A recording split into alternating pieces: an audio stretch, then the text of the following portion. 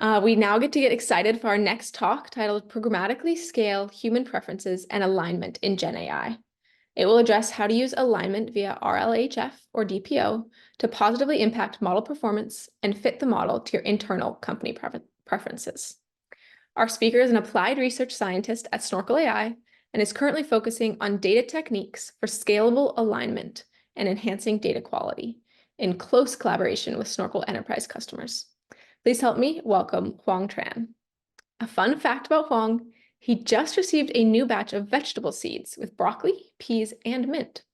And he's very excited to get those seeds in the ground. That sounds pretty yummy. Hoang, the stage is yours. Thank you so much, Rebecca, for the warm welcome. And yeah, super excited about my new planting seeds coming in. Today I'm Hoang. Super excited to be here today. I'm an applied research scientist at Snorkel AI. And today I'll be discussing how to programmatically scale human preferences and alignments in GenAI. So the key takeaways I want to go from the talk today: further alignments are needed. If you, after fine-tuning, please consider additional alignment techniques like RHF or DPO to further fit your preferences. Human preferences data are crucial in this process, which can be very resource intensive in enterprise settings. In order to streamline that human preferences process, you can try programmatically scaling it with Whisper Visions or the Snorkel solutions, reducing the resources required. So the agenda today: first, I'll be talking about aligning techniques, as I mentioned before, RHF and DPO. I also will mention efficiently scale SME preferences using programmatic approach, and finally discussing some results that we have. So part one, aligning language models with human preferences. So these are the two techniques. First, let's go way back into the ChatGPT moment. Back in November 2022, ChatGPT has taken the world by storm with the advanced conversational capabilities. 2 months after, ChatGPT reached 100 million users, which is incredible for any product. So what initially distinguished ChatGPT and make it a very likable choice among users? Now let's discuss the recipe to train the ChatGPT model. In addition to pre-training, which is learning the whole internet data, and supervised fine-tuning, or someone called instruction tuning, which is learning on supervised policy, like really high quality data, ChatGPT, the OpenAI team, did 2 additional steps: reward modeling and reinforcement learning from human feedback. So what is step 2, reward modeling, doing? They collect preference data from labelers to identify which response do every labelers like more. So like you rank different responses, different iteration of different response, and they rank different like I like this best, I like this worst, and they collect that comparison data and train a reward model. So the end goal is having a model that approximates human preferences. Then the last piece is the reinforcement learning piece, where for every response, for a new generated response, the model would have the new objective to optimize that reward coming in from step 2. So what does that corresponding to? So every response, you have a score. Low is not that good, high is good, and you want to optimize making that score bigger and bigger over time. And that will approximate, because the reward model is approximate what is a human preference. So you're actually trying to make your responses more human likable. And this is very important to make ChatGPT really likable among users. So alignment steps are crucial to develop LLMs that follow your customized preferences. There's also alternative to RHF.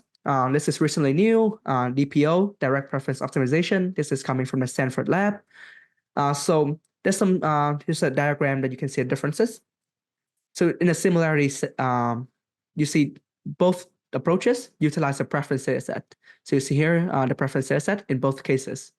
But the differences is, instead of doing the reward model and the reinforcement learning piece, as I discussed before, DPO update directly using the preference data. So it increased the relative likelihood of chosen to rejected response.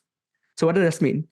You want to generate response that closer to the chosen text and further away from the rejected text. So you want to increase that gap. So the chosen text will become more probable and the rejected text is become less likely to be happening. Note, this talk is not about DPO or RHF or reinforcement learning, but more about how you can scale the preference dataset, which is happening here. So this is a very limited comparison between DPO and RSF. Computational DPO is lighter because you don't have to sample from the language model. But because you're optimizing against the preferred text, so you're actually limited by some constraint. Whereas for Airchef, you actually only constrained by the reward models, like the reward score. You only try to optimize it. So you have more freedom to explore. And the output model, we have reinforcement learning, or we have GPT, Claude, Llama, and Gemini using the same technique, RSF. And DPO also show very strong, promising theoretical results, contributing to Zephyr or Tulu. Note these two models, their DPO recipe also use responses from other language model. So that's just a small note. So more experiments are needed to comprehensively compare the performance of different approach. But a common theme is they both require data that reflect preferences. And there's some caveat with preference data. It's very resource intensive, very time consuming. It's an iterative process because your model keep on improving after updates. So your preference data need to be also be updated. So in the case for Llama 2, they actually update their preference data weekly, which can correlate to very time intensive, resource intensive process. You need to continuously collect that data. And the current alignment axes are very simple right now, like helpfulness, honest, harmless. But the challenge lies in scaling alignments in more advanced enterprise customization for the internal policies. So you need a scalable way to create your customized preference data. And now we'll talk about that piece, how to efficiently scale that preferences using programmatic approach. So the end goal of this process is you have data that reflects human subject matter experts' preferences. So you can either approach it by two primary techniques. You can do pairwise or ranking preferences. So between these 7 responses, which one do you like best? And you can rank the response. The requirement is you need multiple responses for the same prompt. You can also approach it from the second approach, which is more like a high-low quality classification. So you're trying to classify if a response is high or low quality or like different varying ratings. Multiple responses for the same prompt is optional. So Snorkel thesis is that subject matter expert need to be closely in the loop to align the data development process with the business needs. What does that entail? You need manual annotation. You need a small subset for just validation and just gaining the expertise. You also need to connection with your knowledge base to enhance contextual. And the most important thing is instead of just manual labeling one by one data, you should create labels with functions. So desired text patterns, formats, prompts, external metrics, models, combining all of these to label more scalable.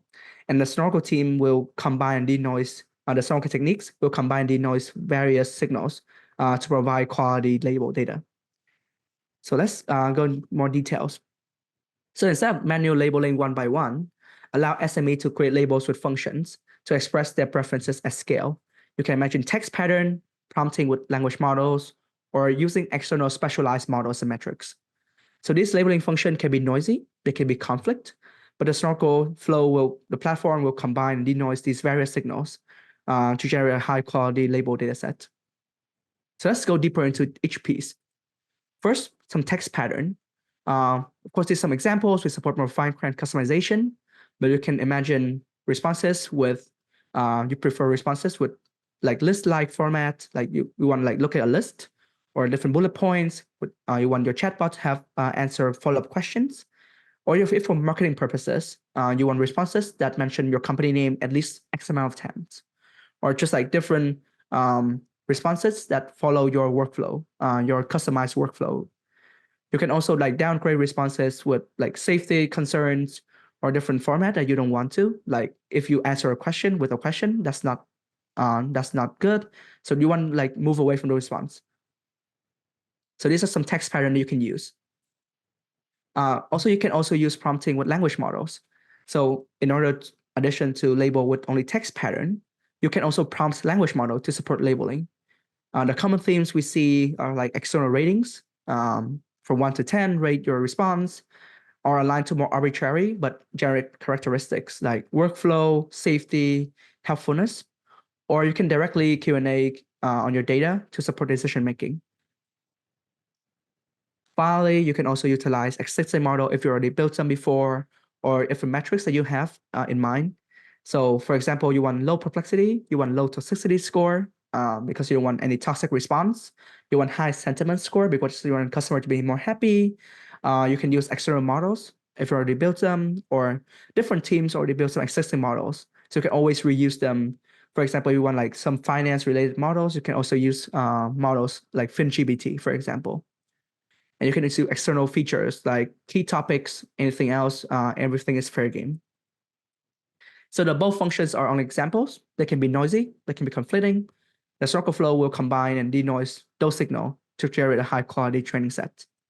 We also support more customization to build your custom models on your data that actually reflect your preferences.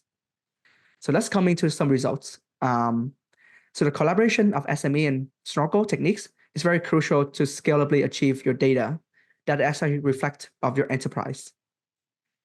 Some other benefits are scalability. So because you label at scale, it's faster, it's more efficient, 45 times faster in the case study with a bank. It's more tractable because we're labeling functions. So you can trace back to origin and making more auditable and making the error connections much more easier. And it's also transferable. So when you start a new updated data on a new alignment access, you don't start from scratch. You start from the existing signal you have because the functions are transferable. You can easily transfer those signals into a new development process. So these will help with resources, customization, enterprise ready, and the iterative process you need. Here's some results. You can build reward model with unlabeled data programmatically. So back in July 2023, we already built programmatically label high or low quality responses from DALL-E and Open Assistant open source data. So two developers actually accomplished this in one day because we do it like through programs and we avoid the need for weeks or months of manual annotation. Then using the above labels, we develop a quality scoring, or you can call it a reward model, to classify and scores if a response is high or low quality. So here's some example function that we use to classify if it's high or low quality. Text pattern, individually, we prefer list-like response, prefer saying thank you. We did downgrade on language models, answer with questions. We also use metrics as mentioned above, low perplexity, or we think about like high cosine similarity between your question and responses. So your question and your response need to be like very similar. And also because the task is very dependent, like very diverse. So we also create a model, also programmatically, to classify task type. So is it a question answering task? Is it a chat? Or is it a summarization task? And we use these tags to control for like task dependent quality. So you can imagine you want control for length in summarization task. You want to give control for conversation patterns in chat. And also link the blogs here if you're interested in digging in more. How does that reward model, now we have that reward model coming in. How can we use that reward model in the final alignment piece? Here, we propose doing DPO. We're choosing DPO right now because it's more computational friendly, but we expect the same results for the reinforcement learning approach. So you can DPO on your self-generated response with preferences provided by the Snorkel model. So if you remember from the DPO process, you have a chosen text and you have a rejected text. So first, we have a data set with 10K only prompt. So we're only using the prompt section, no responses from other language model. So only prompts, and we choose the base model is a Mistral instruct. We generate responses. For each prompt, we generate 5 different responses. Then from these 5 responses, we re-rank them using the Snorkel, the reward model from the previous steps. So we re-rank them. And then for the best one, we take that as the chosen text. And then we randomly sample among the rest to have a rejected text. And we feed that into the DPO process. Originally, on Alpaca eval, which is a benchmark for how is it likable, how good it is in following instruction, the base model have 77.8 on Alpaca eval. After the DPO process, on the self-generated data using the Snorkel model, the model actually improved 9.5% to become 85.2 score. This whole process is developed under one day, and not using outputs from other language model. So again, you generate response, you re-rank them using the Snorkel model, and then you get the chosen and rejected text for a DPO process. Also, there's also importance in the data selection effect. So before we're using 10K prompt, this is only using 2.5 thousand prompt, just for scaling and experimental purposes. So now, before we do version 1, which is random sample, right? But now we can also do, because we have all the scores and all the rankings, we can do a lot more things. So we can choose the best negative response, which is the best response that is still labeled as low quality. Or version 3, we choose the worst response as a rejected text. So again, same DPO process. We actually see that hard negative sampling, which is version 3, selecting the worst response as a rejected text, is actually performing better than if you just do random sample. Like you see 84 versus 81.5 score. And the access to a relative score is very useful to optimize performance, and you can do more customization with this. So more benefits if you still using the reward model.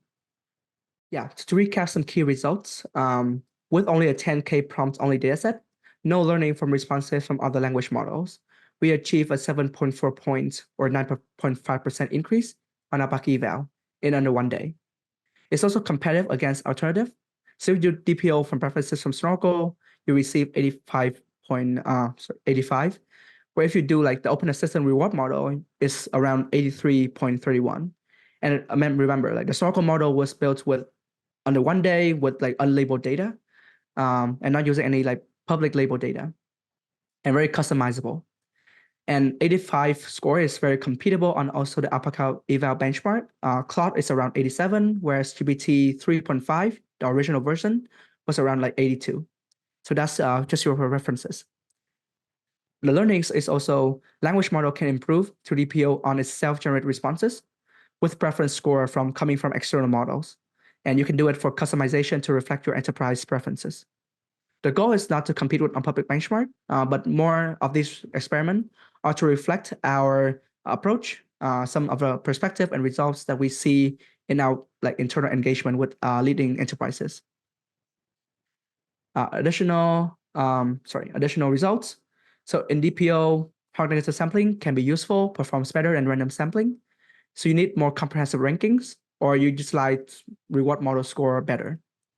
Additional benefits is you can also use the reward model to select high quality data for supervised fine tuning. So remember that there's a paper Lima by Meta, which always showed that high quality supervised fine tuning data are super important. So utilize the same reward model that we built earlier. We can select which data is high quality to train the model. So we train a Red Pajama 7B model, which then outperforms 3.5 to 10 points, again, if you train on all data. So training a subset of high quality data is actually performing better if you train on all data. I also link the blogs below if you're interested. How does that transfer to enterprise settings? At a Fortune 500 telecommunication company, where we collaborate to build a chatbot, still same techniques involving SME in the loop to programmatically identify which one are high quality data, which one adhere to the internal workflow. And the result is we achieve a 17-point boost on F1 score. And we actually outperform using ChatGPT alone in predicting high quality.